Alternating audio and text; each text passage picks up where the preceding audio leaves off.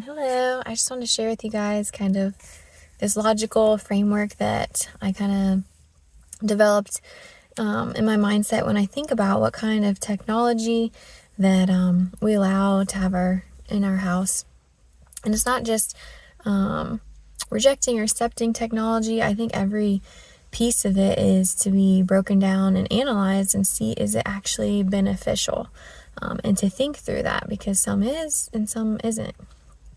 So, for example, I love to just think about, is my child's brain ready for this? Are they old enough to handle it responsibly and in moderation?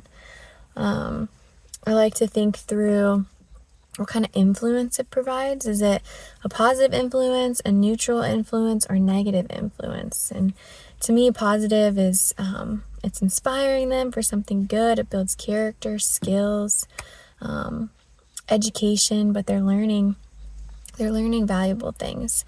Neutral is more like just filler content. There's not much harm or negative messages, nor positive. It's kind of just, it's neutral. And negative, obviously, is exposed to mature content, unnecessary violence, or crude humor, or just like seeing lots of disobedience and whining. And I put that in negative because it's just so. Kids are so impressionable and they like to imitate especially what they watch. So I go through that, and then I kind of think about, all right, well, what's the risk versus reward with this technology? Does it open up links or something to anything that's harmful? Like, is there messaging apps where, they could possibly talk to a predator? Could they easily click on a link to, porn or mature content they shouldn't be watching? I think about those risks. And then lastly, I really try to think about as a child as a whole, and what is this form of technology stealing or adding from them?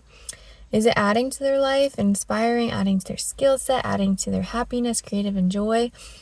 Or is it robbing them from something that if they did a different activity, would give them more? So is it robbing them from true connection with people face to face? Is it taking their sleep? Is it causing them to stay up too late? Is it now dulling their joy in the simple things of life that should bring a lot of joy?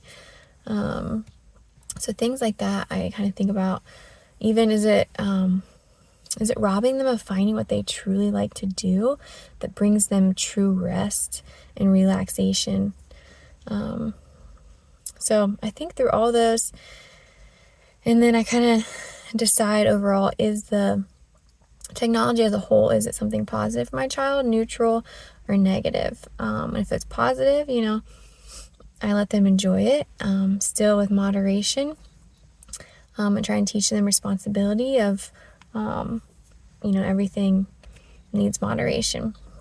But they have the freedom to enjoy that. If it's neutral, it's definitely more limited, because it's just not as good.